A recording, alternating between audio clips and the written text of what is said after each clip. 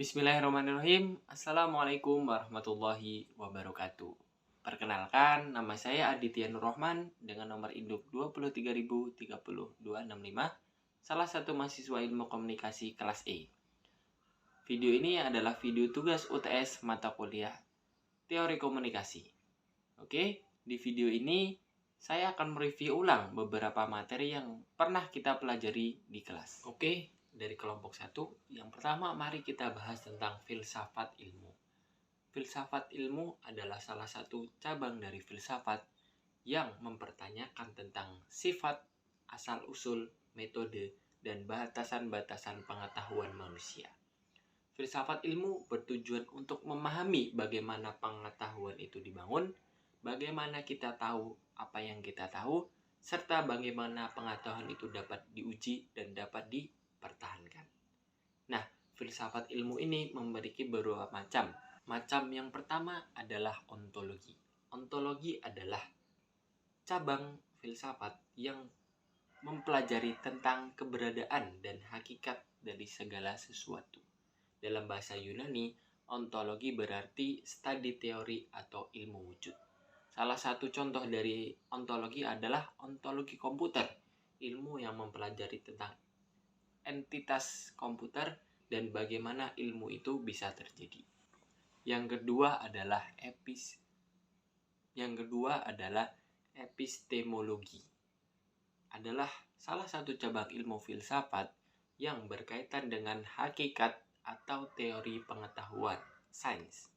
Dalam bidang filsafat, epistemologi meliputi pembahasan tentang asal mula, sumber, ruang lingkup, nilai validasi, dan keberadaan dari pengetahuan itu sendiri. Yang ketiga adalah aksiologi. Aksiologi adalah ilmu filsafat yang mempertanyakan bagaimana manusia menggunakan ilmunya. Jadi tujuan dari aksimologi adalah hakikat dan manfaat yang terdapat dalam suatu pengetahuan. Baik, selanjutnya mari kita bahas tentang apa itu ilmu komunikasi dan teori ilmu komunikasi.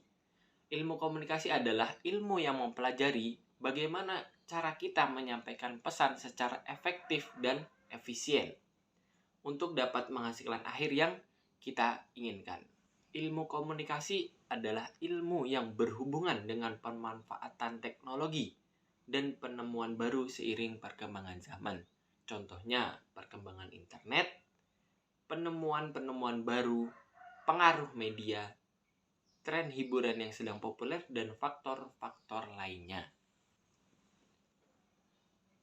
Ilmu ini juga mempelajari bagaimana pesan dapat disampaikan secara interpersonal atau secara diri sendiri maupun secara intrapersonal kepada orang lain atau kepada suatu kelompok tertentu. Selanjutnya, mari kita bahas beberapa faktor tentang perkembangan teori komunikasi. Adapun beberapa sebab teori ini bisa berkembang adalah adanya perkembangan teknologi dan perubahan sosial budaya.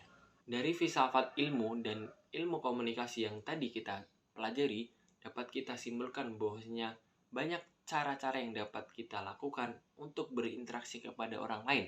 Dan kita juga menjadi tahu bahwasanya ilmu filsafat dan ilmu komunikasi itu adalah ilmu yang sangat luas. Kita lanjut ke kelompok kedua.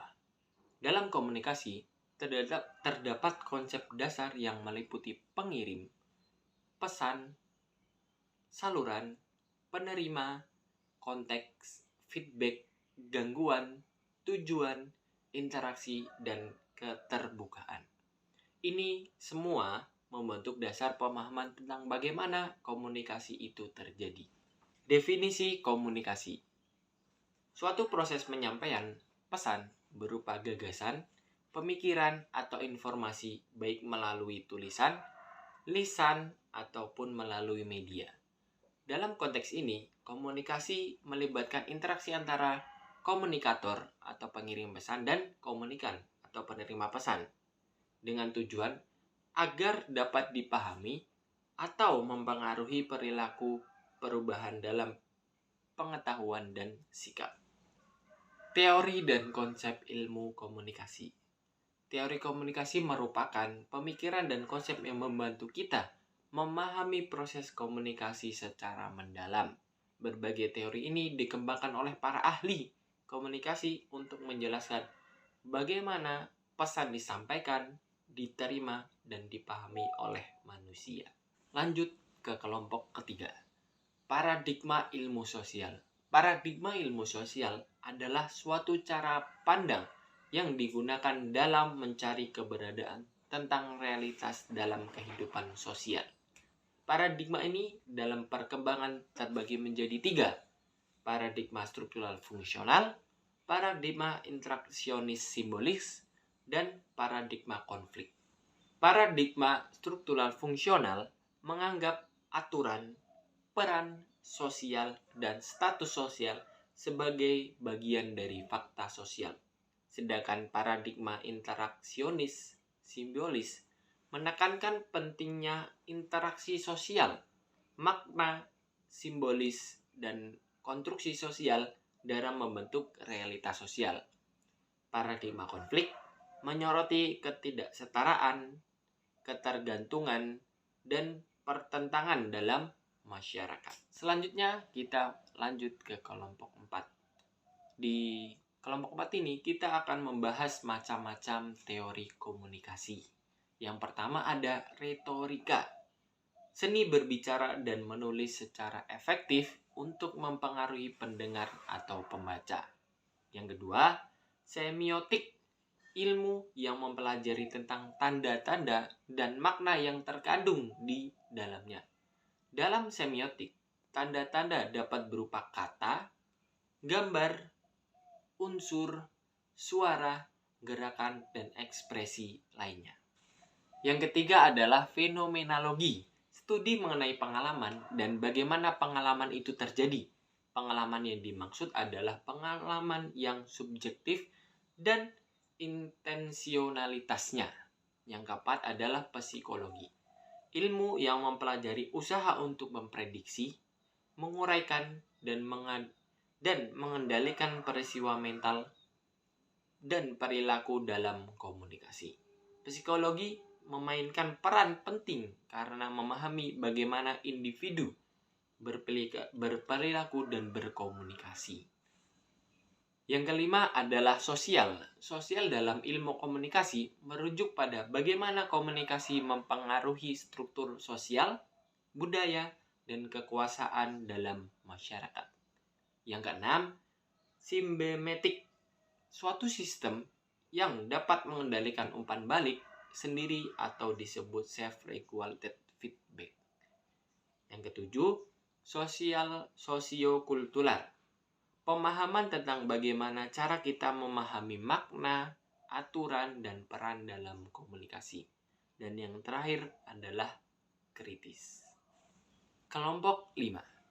Teori konvergensi simbolik atau Symbolic Convergence Theory (SCT) adalah teori komunikasi yang menjelaskan bagaimana orang-orang yang mencoba memahami pengalaman bersama membuat makna, emosi, nilai, motif untuk tindakan dalam retorika.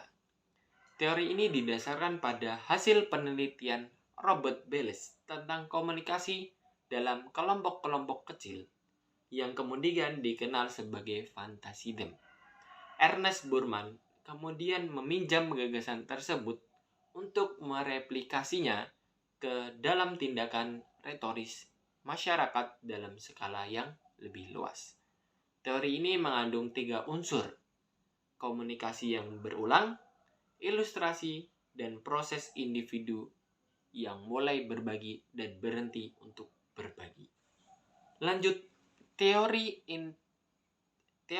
interaksionisme simbolik atau teori interaksi simbolis adalah teori utama dalam sosiologi komunikasi yang berfokus pada hakikat interaksi sebagai aktivitas sosial manusia yang dinamis.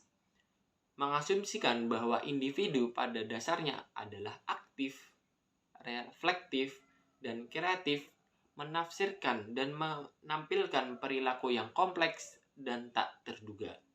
Teori ini juga mengasumsikan bahwa manusia membentuk makna melalui proses komunikasi. Lanjut, teori Coordinated Management of Meaning atau CMM.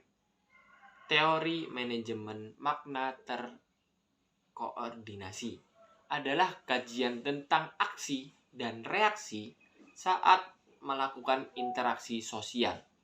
Teori ini dikembangkan oleh W. Barnett, Price, dan Vernon Carner pada tahun 1980.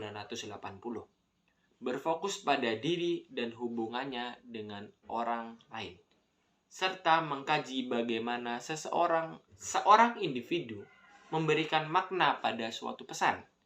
Teori ini menggambarkan bahwa manusia mencoba untuk mencapai koordinasi dengan mengelola cara pesan mengelola maknanya.